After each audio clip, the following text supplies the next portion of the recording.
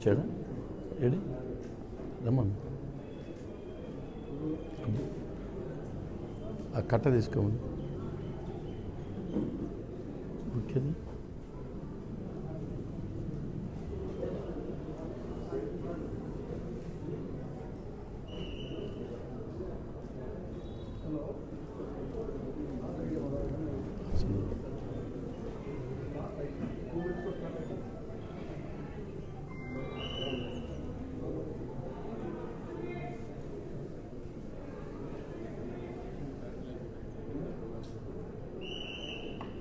ఓకేనా ఆ బుక్ లేదా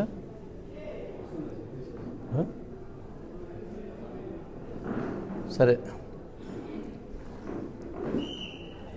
ఆ సౌండ్ విజిల్ లేదని చెప్పాను అక్కడ ఉండండి ఎవరిని రానిక్కడ ఓకేనా అందరికీ నమస్కారం నేను గత 30 సంవత్సరాలుగా తెలుగుదేశం పార్టీలో కొనసాగుతూ 3 సార్లు ఎమ్మెల్యేగా ఒకసారి ఎమ్మెల్సీగా విప్పుగా చీఫ్ విప్పుగా మంత్రిగా అనేక పదవులు సమర్థవంతంగా నిర్వహించారు. నీతిగా నిజాయితీగా పారదర్శకంగా మచ్చ లేకుండా రాజకీయ జీవితాన్ని గడిపిన విషయం అందరికీ తెలిసిందే. అదేవిధంగా వెనకబడిన అనంతపురం జిల్లాలో విద్యకు ప్రాధాన్యత కల్పించి అనేక విద్యా సంస్థలు స్థాపించి వేలాది మందికి ఉద్యోగాలు ఇచ్చి లక్షలాది మందికి చదువు చెప్పించి ఈరోజు దేశాల్లో విదేశాల్లో కూడా వాళ్ళు ఉద్యోగాలు చేస్తున్నారు. అంటే ఒక విధంగా రాజకీయంగా ప్రజలకు విద్యా సంస్థల అధిపతిగా విద్యార్థులకు సేవ చేస్తూ ఎంతో నిజాయితీగా నిక్కచ్చిగా పద్ధతి ప్రకారం వివాదరహితంగా రాజకీయాల్లో కొనసాగుతున్నాం. కానీ ఈ మధ్య కాలంలో దురదృష్టవశాత్తు ఆదినారాయణ అనే వ్యక్తి నా మీద ఆధారాలు లేకుండా లేనిపోయిన ఆరోపణలు చేస్తూ నా వ్యక్తిగత ప్రతిష్టకు భంగం కలిగే విధంగా ప్రవర్తిస్తున్నాడు. నాతో సమానమైన వ్యక్తి కాదు కాబట్టి నేను ఎప్పుడు కూడా ప్రెస్కు రాలేదు. ప్రెస్కు రాకపోతే ప్రజలకు వాస్తవాలు తెలిసే విషయం ఉండదు కాబట్టి ఈరోజు ప్రెస్కు వస్తున్నా. ఒకటి ఆదినారాయణ అనే వ్యక్తితో సహా మేము 6 మంది డైరెక్టర్లు కలిసి గ్లోబల్ హార్టికల్చర్ ప్రైవేట్ లిమిటెడ్ కంపెనీతో 250 ఎకరాలు పెనుగొండ సమీపంలో తీసుకోవడం జరిగింది. మా 6 మంది డైరెక్టర్లకు తెలియకోకుండా ఎక్కడో చండీగఢ్లో ఒక సమావేశం ఏర్పాటు చేసినామని చెప్పి ఒక ఫేక్ రిజల్యూషన్ తీసుకొని కంపెనీ నియమ నిబంధనలకు విరుద్ధంగా 100 ఎకరాల పైచిలకు హైవే దగ్గర అక్రమంగా రిజిస్ట్రేషన్ చేసుకున్నాడు. కంపెనీ ఏమి చెప్తుందంటే బంధువులకు కానీ మిత్రులకు కానీ కుటుంబ సభ్యులకు కానీ ఎటువంటి పరిస్థితుల్లో కూడా ఆస్తిని బదలాయించకూడదు. కానీ తన భార్య పేరిట, తన అల్లుని పేరిట, తన కొడుకు పేరిట, తన తమ్ముని పేరిట, తన తండ్రి పేరిట, కుటుంబ సభ్యుల పేరుతో కంపెనీ నియమ నిబంధనలకు విరుద్ధంగా మాకు తెలియకోకుండా 6 మంది డైరెక్టర్లను విస్మరించి అక్రమంగా 100 ఎకరాల పైచలకు భూమిని రిజిస్టర్ చేసుకున్నాడు. ఇవన్నీ కూడా రికార్డ్స్లో ఉన్నాయి. ప్రతి ఒక్కరికి మీకు అందజేస్తాం ఎన్ని భూములు చేసుకున్నాడు. మాకు 1 ఎకరా కూడా మా పేరుతో రిజిస్ట్రేషన్ లేదు. ప్రస్తుతానికి కంపెనీలో ల్యాండ్ ఉంది. అంటే కంపెనీ నియమ నిబంధనలు విస్మరించే తాను, అక్రమంగా రిజిస్టర్ చేసుకోవడం తాను, నియమ నిబంధనలు వచ్చే తాను బురద మాత్రం మా మీద చల్లుతున్నాడు. మేము అందరం 6 అప్పీల్ చేశాము. ఎన్సిఎల్టీలో ఆర్డర్ వచ్చింది, స్టే. కోర్టులో కూడా స్టే వచ్చింది. మేము దాని జోలికి ఎందుకంటే నిక్కచ్చిగా మేము డబ్బులు పెట్టాము. మా 6 మంది డైరెక్టర్ డబ్బులు రావాలని చెప్పి కోర్టులో వేశాము. ఎక్కడో హింస చేయలేదు, దౌర్జన్యం చేయలేదు, భయపెట్టలేదు, ప్రలోభపెట్టలేదు. ఆయన జోలికి మేము అసలు పోలేదు. కోర్టులో ఉన్న 6 సంవత్సరాల నుంచి వచ్చినప్పుడు వస్తుంది, మేము పెద్దగా పట్టించుకోవడం లేదు.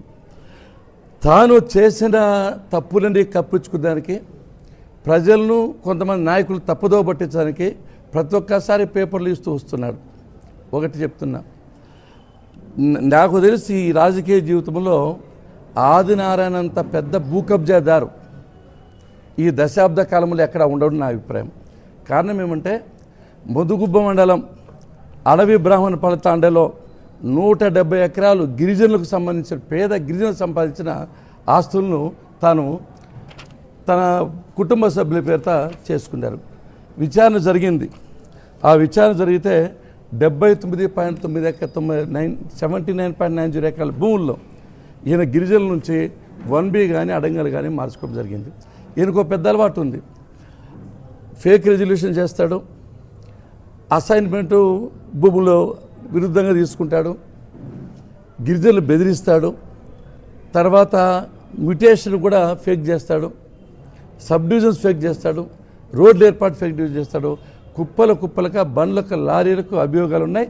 ప్రతి ఒక్కటి పేపర్లో కూడా ప్రతి ఒక్కసారి అరాచక శక్తి ఆదినారాయణ యాదవ్, అసైన్డ్ భూమి అమ్మకాలపై తాకీదు జారీ, అదాని పవర్ పనులకు అడ్డగింత. అదేవిధంగా ముఖ్యమంత్రి గారికి స్వయంగా రామకృష్ణ గారు కమ్యూనిస్ట్ పార్టీ కార్యదర్శి ఎక్స్ఎమ్మెల్యే గౌరవ రామకృష్ణ గారు సీఎం దగ్గర కూర్చొని అది ఫిర్యాదు చేస్తే దాని మీద ఎంక్వైరీ జరుగుతోంది. ఎంక్వైరీలో కూడా వీళ్ళు భూములు ఆక్రమించారని చెప్పి వచ్చింది. దాని మీద కూడా ప్రభుత్వం చర్యలు తీసుకుంటుంది. అంతేకాకుండా అనంతపురం పక్కన మా అనంతలక్ష్మి కళాశాల పక్కన దాదాపు 9 ఎకరాల చెల్లను 50 కోట్ల ఆస్తిని అక్రమంగా తన పేరుతో 1B అడంగలు మార్చాడు. అదేవిధంగా సోమగుట్ట చిలమత్తూరు మండలంలో ఒక 50 ఎకరాల భూమిని కూడా ఎస్సీలువి, ఎస్టీలువి, బీసీలువి ఎన్ఓసి లేకోకుండా అడ్డాదిడ్డంగా రిజిస్టర్ చేసుకొని మామూలుగా అసైన్మెంట్ రిజిస్ట్రేషన్ అవి కూడా చేసుకుని పెట్టాడు. కియా చుట్టుపక్కల రైతులు బెదిరించాడు, తక్కువ డబ్బులు తీసుకొని బెదిరించి. ఈ విధంగా ఇన్ని భూములు ఆక్రమణ చేస్తే కొంతమంది ఎస్సీ ఎస్టీ నాయకులకు తెలియకోకుండా అమాయకంగా ఏదో చెప్తే నమ్మి ఇన్ని భూములు ఆక్రమించిన వ్యక్తిని ఏ విధంగా క్షమిస్తారో నాకైతే అర్థం కాల. ఇప్పుడు నేను ఒకటే చెప్తున్నా, నాకు ఒకరి భూములు తీసుకోవాల్సిన అవసరం లేదు. భగవంతుడు సఫిషియెంట్గా ఇచ్చాడు. కొన్ని అలిగేషన్స్ నా మీద చేస్తున్నాడు. 600 రూపాయల జీతం వ్యక్తి ఇన్ని వేల కోట్ల రాత్రి మోళ్ళు కష్టపడి దినానికి 18 గంటల పాటు కష్టపడినా, పని చేసినా, లెక్చరర్గా సంపాదించా, విద్యాసంస్థ స్థాపించా, దాంట్లో కూడా వచ్చిన ఆదాయాన్ని భూముల మీద పెట్టా, కాలేజీల మీద పెట్టా. కాబట్టి అది పెరిగి ఉంటుంది. అంతేగా నేనేమి అరాచకాలు చేయను, దౌర్జన్యాలు చేయను, దోపిడీలు చేయను, ఒకరి సొమ్ము ఆశించను. నాకు అవసరం లే. పల్లె రఘునాథ్ రెడ్డి ఒక వ్యక్తి కాదు, వ్యవస్థ. ఇన్ని వేల మందికి ఉద్యోగాలు ఇచ్చా, ఇంత సేవ చేస్తున్నా. నా మీద లేనిపోయిన ఆరోపణలు చేస్తే మాత్రం సహించే ప్రసక్తి లేదు. నేను దేనికైనా సిద్ధమే. ప్రభుత్వాన్ని అడుగుతున్నా, ఇన్ని అరాచకాలు జరుగుతున్నాయి కాబట్టి ఎంక్వైరీ ఏమని అడుగుతున్నా. నేను చేసింది ఏమని, ఒక సెంటు భూమి నాది కాంది ఎవరిని ఆక్రమించింటే నేను ఉరి శిక్షకైనా సిద్ధమే, పార్టీ నుంచి తొలగేదానికైనా సిద్ధమే, ఏ శిక్షకైనా సిద్ధమే. నాకు అవసరం లేదు. ఎందుకంటే భగవంతుడు నాకు ఇచ్చాడు. ఎక్కడ కూడా అపకారం చేయను, అన్యాయం చేయను. పల్లె రఘునాథుడు ఒక సహాయం చేసిందే తప్ప ఎవరు చనిపోయినా, యాక్సిడెంట్ అయినా, ఇల్లు కాలిపోయినా, హాస్పిటల్ ఉన్నా బంధువులు రారు, 108 రాదు, దేవుడు రాడు. పల్లె రఘునాథుడు పోతాడనే ఆనవాయితీ మా ప్రజల్లో ఉంది. నియోజకవర్గాన్ని 30 సంవత్సరాలుగా పరిపాలిస్తున్నా. ఒక చిన్న మర్ష లేదు, ఒకరిని ఆశించను. నేను ఇచ్చింది తప్ప తీసుకునే ఆలోచన నాకు లేదు.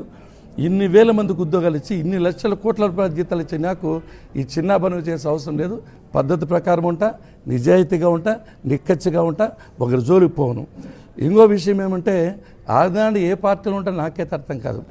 అంటే కొంతమంది చెప్తా అంటారు, ఎందుకు ఇన్ని కోట్ల సర్వేలు పెట్టి ఏ పార్టీ వస్తుంది సర్వేలు చేస్తారు. ఆదినారాయణ చెప్తారు కదా, వాడు 2009లో 2014 కాంగ్రెస్లో ఉన్నాడు, కాంగ్రెస్ పార్టీ వస్తుందని చెప్పి ఇమీడియట్గా 2009, 2010 తెలుగుదేశం పార్టీకి వచ్చాడు ముందుగానే. అంటే ఆయనకు ముందుగా నిలుస్తాను తెలుగుదేశం పార్టీ. తర్వాత 2019 తర్వాత వైఎస్ఆర్సీపీ వేయడం ఇమీడియట్ తెలిసిపోతుంది. తర్వాత ఇప్పుడు మళ్ళీ బీజేపీకి చేరాడు, పార్టీ వస్తుందని చెప్పి. అంటే ఈ సర్వేలన్నీ వేస్ట్. వాడిని అడిగితే చెప్తున్నాను ముందుగానే ఏ పార్టీ వస్తుందని చెప్పి. ఆయన అడిగితే వస్తుందని చెప్పి అనవాయితీ ఉంది. ఏ పార్టీ ఉంటాడో తెలియదు, తనకు ఒక్కటే ధ్యేయం. అసలుకి ఆయన నేర స్వభావం. చిన్నప్పుడే 7వ తరగతి ఫెయిల్ అయిన తర్వాత ముదుగుబ్బలో మోటార్లు అమ్మేసి మోటార్లను వైర్ అమ్ముకునే వ్యక్తి. కల్తీ సీట్స్లో విపరీతంగా అన్యాయం చేసి ఎంతోమంది సస్పెండ్ అయ్యి ఒక 4 కొన్ని కోట్ల మిస్యూజ్ ఉంటే అది కూడా ఎంక్వైరీ జరుగుతుంది. అంతేకాదు ఈ భూముల ఆక్రమణ. అనంతపురం జిల్లాలో ఇన్ని భూములు ఆక్రమించిన వ్యక్తి ఎవరు ఉన్నాడు అంటే అసైన్మెంట్ మామూలుగా 5 ఎకరాలు లోపిస్తారు ఒక కుటుంబానికి, లేదా 5 ఎకరాలు ఇస్తారు. దీంట్లో అసైన్మెంట్ భూములు 100 ఎకరాలు ఏ విధంగా రిజిస్ట్రేషన్ చేస్తున్నారో, ఏ విధంగా ఎంఆర్ ఆఫీసర్లు ఎండిఓ సహకరిస్తుందో నాకైతే అర్థం కావడం లేదు. చాలా చాలా అన్యాయం, చాలా దారుణం. మా మీద ఆరోపణ చేస్తాం. నేను నష్టపోయిన నాకేం బాధలే, ఏమో 50 ఎకరాలు వస్తుంది, 50 ఎకరాలు పోతుంది. ఆర్డినరీ నష్టపోయినా పెద్ద ఇబ్బందిలే, అది పెద్దగా సమస్య కాదు. ఇన్ని వందల మంది అమాయకులైన ఎస్సీలు, ఎస్టీలు, బీసీలు, గిరిజనులు భూములు 1Bలు అడంగల్లో తీసుకుని ఆక్రమించిన వ్యక్తికి ఏ విధంగా సపోర్ట్ చేస్తారో ఈ కొంతమంది ఎస్సీ, ఎస్టీ నాయకులు, బీసీ నాయకులు ప్రశ్నిస్తున్నా. ఒకటే అడుగుతున్నా, ప్రజా సంఘాలతో విచారణ చేస్తారా చేయండి, లేదా కమిటీ ఏర్పాటు చేసి విచారణ చేసినా పర్వాలే, లేదా సిట్టింగ్ జడ్జితో విచారణ చేసినా పర్వాలే, లేకపోతే ముఖ్యమంత్రిగా సిట్ వేసి విచారణ చేసి ఈ అరాచకాలు, అక్రమాలు, దౌర్జన్యాలు చేసిన వ్యక్తుల మీద చర్య తీసుకోవాలని చెప్పి నేను ప్రభుత్వాన్ని, ముఖ్యమంత్రి గారిని కోరుకుంటున్నా. ఎందుకంటే ఇది నా సమస్య కాదు, మాది కోర్టులో ఉంది. నేను ఎప్పుడు కూడా దౌర్జన్యం చేయాలనుకోవాలా. ఏది వేధించినట్ట, ఏది వేధించినాము, ఆయనకి ఫోన్ చేసినానా, బెదిరించినానా, నా భూమి నాకు కావాలని కోర్టులో వేశాను. ఎన్నాళ్ళని కానీ నేను శాంతియుతంగా దౌర్జన్యం చేయకుండా పద్ధతి ప్రకారం చేయాలని చేస్తున్నాను తప్ప ఎక్కడ నేను ఇంటర్ఫియర్ కాల. కోర్టులో ఉండి తను అమ్మాడు, కంపెనీ భూములు అమ్మకూడదు, అయినా ఓర్చుకున్నాం. ఆ కంపెనీని వేరే వాళ్ళకి బాడికి ఇచ్చాడు, అది కూడా ఓర్చుకున్నాం. ఆ కంపెనీలు వేరే వాళ్ళు కంపెనీలు పెట్టారు, అయినా ఓర్చుకుని దానిపోలే. ఎప్పటికైనా మా ఆస్తి మాకు వస్తుంటే మాకు వచ్చేది నాది కాంతి ఒక సెంటు కూడా నాకు అవసరం లే. వచ్చిన భూమిని కాపాడుకునే శక్తి ఒక మంత్రిగా ఉండే నన్ను రాష్ట్ర స్థాయిలో, జాతీయ స్థాయిలో ఉండే విష్ణువర్ధన్ రెడ్డిని ఇబ్బంది పెట్టే వ్యక్తి సామాన్య ప్రజలను ఇబ్బంది పెట్టడా? ఇది ఒక్కసారి మీరు ఆలోచన చేయాలి. అంటే ఏమాత్రం వ్యక్తిత్వం లేకుండా లేనిపోని ఆరోపణలు చేస్తూ, ఉన్నది లేనట్లు లేనిది ఉన్నట్లు, ఘోరంతో కొండంతలు.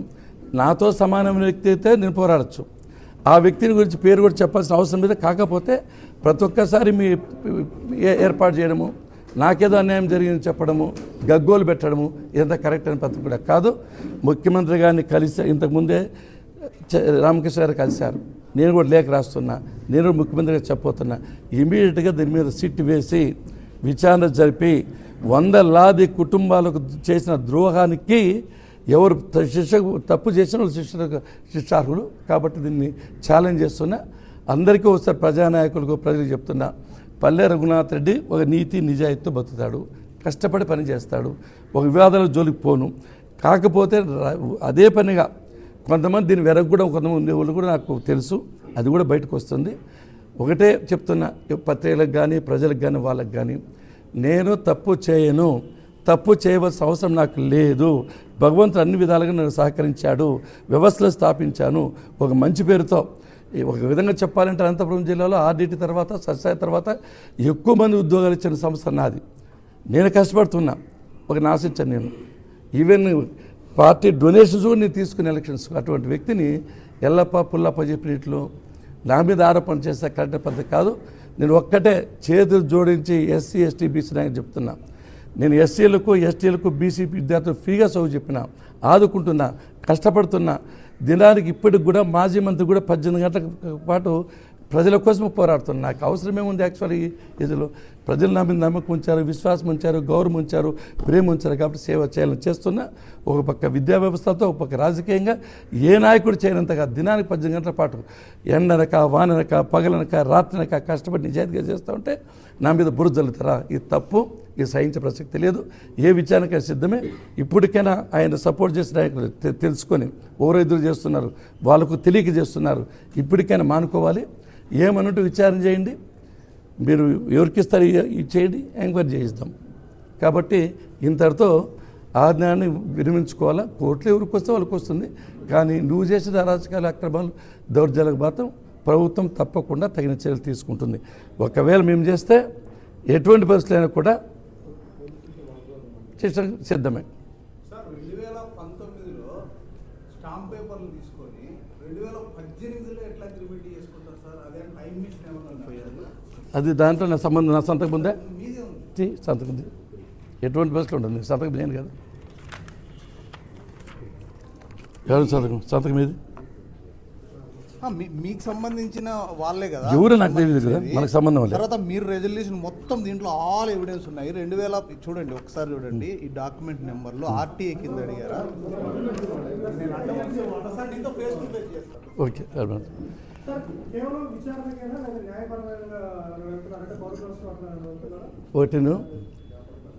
ఒక్కటే ఈయన అడిగిన సమాధానం 2018 మే 10వ తేదీ నాకు తెలిసి బహుశా చండీగఢ్లో మేము సమావేశమైనట్లు, ఆ చండీగఢ్లో ఒక రెజల్యూషన్ పాస్ చేసేందుకు అధికారం ఇచ్చినట్లు ఒక ఫేక్ సృష్టించాడు.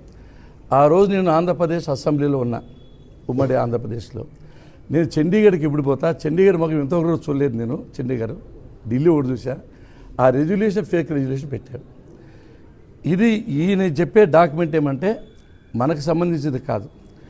నిఖిల్ రెడ్డి అనే వ్యక్తి ఏదో డాక్యుమెంట్ పెట్టా అంటున్నాడు, దాని మీద విచారణ జరిపించుకోండి, నాకు అభ్యంతరం లేదు. నేను ఎప్పుడు కూడా చెత్త పనులు చేసే అవసరం నాకు లేదు. చేశాడు. కంపెనీ భూములు బంధువుల పేరుతో చేయకూడదని, రిజిస్టర్ చేయకూడదని ఉంది. బంధువుల పేరు చేశాడు. ఒక క్వశ్చన్, స్ట్రైట్ క్వశ్చన్. ఒక భూమి ఉంది, 7 మంది కొడుకులు ఉన్నారు. ఒకరు సంతకం చేస్తే చెల్లుతుందా? 7 మంది డైరెక్టర్లు ఒకరు సంతకం చేసి అమ్మితే 26 మందికి అమ్మితే వాళ్ళు కూడా ఇప్పుడు మనశ్శాపం అనుభవిస్తున్నారు.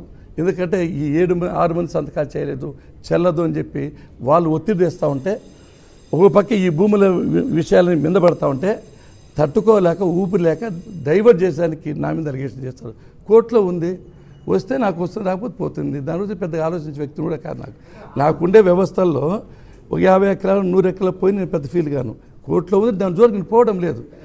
ఎవరేం పడ్డ వచ్చినా ఈ కియా ల్యాండ్కు భూమి అమ్మేస్తే అడ్డం ఉండేది, వేరే వాళ్ళు ప్రైవేట్ ల్యాండ్ కొన్నారు, దానివల్ల అడ్డం వేస్తూ ఉంటే నేనే కారణం. ముదుగుపోయిన భూములు ఆక్రమించి ఆ గిరిజనులు అక్కడ వాళ్ళు చేస్తే నేనే కారణం. ఈ అన్నదాలక్ష్మి దగ్గర ఏదైనా భూములు ఆక్రమిస్తే ఎవరన్నా సిపిఎం నేనే కారణం. అన్నిటి నేనే కారణంగా భావించి నన్ను బూచిగా చూపించి తాను తప్పించుకోవాలని చూస్తే కరెక్ట్ అని పెట్టుకునే కాదు. అన్ని రికార్డ్స్, డాక్యుమెంట్స్ కరెక్ట్గా మా దగ్గర ఉన్నాయి. బుక్కులు ఉన్నాయి, ప్రింట్ ఉంది. వాడు చేసిన మ్యూటేషన్స్ రాంగ్ అని మా దగ్గర ఉంది. మా సంతకాలు ఫోర్జరీ చేశాడు. అన్ని డాక్యుమెంట్స్ ఉన్నాయి. ఒకటే క్వశ్చన్, మేము ఇంతమంది డైరెక్టర్స్ ఉన్నాం, మా పేరుతో 1 సెంటు భూమి లేదు, కంపెనీ పేరుతోనే ఉంది, ఇంకా మేము తీసుకోవాలా. ఆయన ఎట్లా బంధువులకు అమ్ముతాడో అందరికీ అర్థం కావాలి. అమ్మకూడదు. డైరెక్టర్లు నేను, ఆదినారాయణ, విష్ణువర్ధన్ రెడ్డి, ప్రభాకరు, నరేష్, వెంకటప్రసాద్ రెడ్డి, మేము 6 మంది ఓ పక్క ఉన్నాం, ఒకడో ఓ పక్క. దాన్ని బట్టి మీకు అర్థమవుతుంది. అంటే 6 మంది డైరెక్టర్ తెలియకోకుండా అక్రమంగా ఫేక్ రిజిస్టర్ చేసి 100 ఎకరాలు పైచి రిజిస్టర్ చేసుకున్నాడు. దాని నెంబర్స్ అన్నీ కూడా మీకు అన్ని ఇస్తాం, ఏమేమి చేసుకునేది. అది చాలా అధర్మము, అక్రమం, అన్యాయం. మా పర్మిషన్ లేకుండా ఒక కొడుకు చేసి 6 మంది కొడుకు చేయకపోతే ఎట్లా చెల్లుతుంది? ఇంకా మేము పెద్ద మనుషులు కాబట్టి కంపెనీలు జరగబోలా, మా ఆస్తులు మీరు ఎట్లా బెదిరించాలా, పంపించాలా. అదేవిధంగా మన బాడికి ఇచ్చిందని మేము ఎదుర్కొనాలా. ఏదో కోర్టులో తెలుస్తుందని చెప్పి 6 ఏళ్ళ నుంచి ఓపిక పడితే ఊరికి రాళ్ళు వేసుకుంటా అంటే, బుర్ర చల్లుకుంటా అంటే, సార్ నన్ను పిడిస్తాను, నాకేం అవసరం ఉంది? 2 లక్షల మంది జనాలు ఉంటారు, ఒకరిని అడగండి sir, Raghunath Reddy sir character ఏమని. నాకు అవసరమేముంది? 100 ఎకరాలు నేను పెద్ద పట్టించుకోను, 200 ఎకరాలు పెద్ద పట్టించుకోను. భగవంతుడు ఇస్తాడో వస్తుంది. ఇవన్నీ అన్యాయాలు ఉండే, అన్నీ మీకు రికార్డ్స్ ఇస్తాం.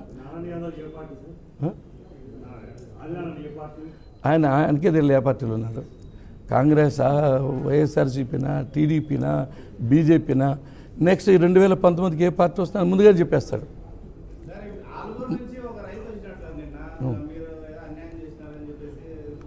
చాలా మంచి ప్రశ్న అడిగినావు. కేఎం సైఫుల్లా సఫీలా దగ్గర అగ్రికల్చర్ కాలేజీకి గాను 204 ఎకరాలు రిజిస్టర్ చేసుకున్నా. నేను రిజిస్టర్ చేసుకుముందు ఎంఆర్ఓను, ఆర్ఐని, తహసీల్దార్ను, తర్వాత సబ్ కలెక్టర్ను, కలెక్టర్ను అందరినీ కూర్చోబెట్టుకుని నేను ఈ భూమి కొంటున్నా, ఇది పట్టా ల్యాండా కాదా చెప్పని చెప్పాను. వాళ్ళు రిసిప్ట్ ఇచ్చారు, ఆర్డర్స్ ఇచ్చారు, కాపీలు ఇచ్చారు. అన్నీ అయిన తర్వాత నేను డబ్బులు పెట్టుకున్నా.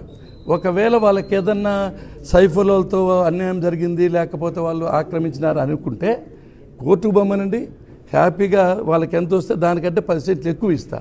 నాకు ఒక రుసుము ఆక్రమించిన అవసరం లేదు. అది కూడా విద్యా వ్యవస్థ కోసం కొన్ని, నేను వ్యాపారం కోసం కొనలేదు, పద్ధతి ప్రకారం ఉంటాం. భూములు కొన్నప్పుడు ఇస్తారు, తర్వాత ఎవడో వెనకోడు వచ్చి నాకు ఆస్తి తక్కువ ఉందని చెప్పి మధ్యకాలం వచ్చే అలవాటు అందరికీ ఉంది. కాబట్టి నేను కాదని, ఎవరికైనా అన్యాయం జరిగింటే వాళ్ళు కోర్టులో తీసుకొచ్చుకుంటే ఎంత భూమి ఇస్తే అంత భూమి ఇస్తాం. అంతేకాకుండా వాళ్ళు ఇంకా 50 ఎకరాలు ఉంది ఇంకా వాళ్ళది, కాబట్టి వాళ్ళ దాంట్లో కూడా పోవచ్చు వాళ్ళకి కావాలనుకుంటే, అప్పీల్ చేసుకోవచ్చు పాపం. ఎందుకంటే ఎవరికైనా అన్యాయం జరిగింటే కోర్టులు ఉన్నాయి, న్యాయస్థానం ఉన్నాయి, దాన్ని ఓబే చేసిన మేము సిద్ధంగా ఉన్నాం. ఎక్కడ కూడా నా జీవితంలో కష్టపడి చేసింది తప్ప ఒకరి నుంచి నాకు ఆలనాలు వచ్చేది రావాలని నేను ఇప్పుడు అనుకోను కూడా. ఊరికే నా వ్యక్తిగత పరిస్థితికి భంగం కలిగించే విధంగా ప్రవర్తిస్తున్నారు. దీని వెనక కొంతమంది ఉన్నారని నాకు కూడా అర్థమైంది. ఉండొచ్చు ఎవరైనా. సార్ ఆదినారాయణ యాదవ్ ఏమంటారంటే డైరెక్టర్, ఆయన కూడా వన్ ఆఫ్ ద డైరెక్టర్ కదా, నాకు తెలియకుండా ఈ 6 మంది ఒక్కరయ్యి మీ 6 మంది మేము ఎవరికి ఒక సెట్ భూమి మాకు మళ్ళా మా పేరుతో మీరు రిజిస్టర్ చేసుకోవాలా, మేము ఫాల్స్ పిటిషన్ చేయాలా, ఫాల్స్ డివిజన్ చేయాలా. నిఖిల్ రెడ్డి దీనికి సంబంధం లేదు. ఒక దాదాపు 86 సెంట్లు ముందర కొన్నాడు. ఆయన దారి ఇస్తేనే మాకు దారి వస్తుంది. మాకుండే దారి అమ్మేశాడు సెంటు ప్రకారం. ఎక్కడ ఇబ్బంది వచ్చిందంటే అక్రమంగా అమ్మాడు, అది రెగ్యులరైజ్ కాలేదు. 26 మంది ఒత్తిడి తెస్తున్నారు, వాళ్ళ డేటా కూడా మాకు ఉంది. వాళ్ళు మా దగ్గరికి వస్తే మాకు డబ్బులు రాలేదు కాబట్టి మేము రిజిస్టర్ చేయలేదప్ప అని చెప్పాము. దీనికంతా కారకుడు ఆయనే.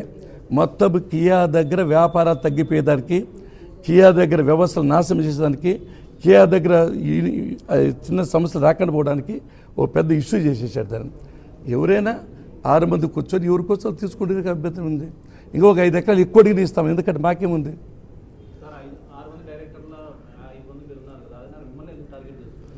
అంటే ఎప్పుడు కూడా నన్ను టార్గెట్ చేస్తే వెళ్తులేక వస్తాడు. వాళ్ళు టార్గెట్ చేస్తే మీరు రారు, ఎవరెవరు పెట్టించుకోరు. పల్లె రఘునాథ్ రెడ్డిని వస్తారు. నేను ఆయన ఎందుకు ఉపేక్షిస్తున్నా అంటే నేను ఆయన్ని హీరో చేయాల్సిన అవసరం నాకు లేదు. అందుకని ఎన్నిసార్లు పెట్టినా తెలుసుకుంటానని చెప్పి ఊరుకోండా. కాబట్టి నిజాలు ప్రజలకు తెలియజేయవలసిన బాధ్యత ఉంది. కాబట్టి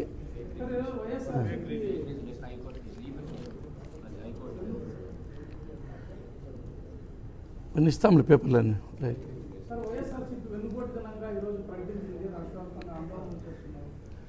అంటే వైఎస్ఆర్సీపీ ప్రభుత్వం ఎందుకు వెన్నుపోటు అంటారు నాకైతే అర్థం కావడం లేదు.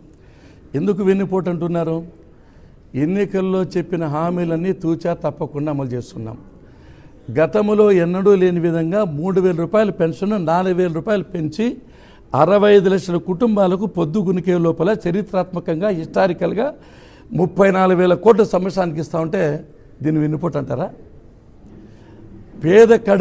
పేదవారి కడుపు నిండు కన్నం పెట్టాలి అని ఆలోచించే అన్నా క్యాంటీన్లు ఏర్పాటు చేస్తే దాన్ని రద్దు చేశాడు. దాన్ని అన్నా క్యాంటీన్ తిరిగి పెడితే అది వెన్నుపోటు అంటారా? మహిళలకు హామీ ఇచ్చిన విధంగా 3 గ్యాస్ సిలిండర్ ఫ్రీగా ఇస్తూ ఉంటే అది వెన్నుపోటు అంటారా? వందనం. ఇంట్లో ఒకరుంటే 15,000, ఇద్దరుంటే 30,000, ముగ్గురుంటే 45,000 ఇస్తే ఇది వెన్నుపోటు అంటారా?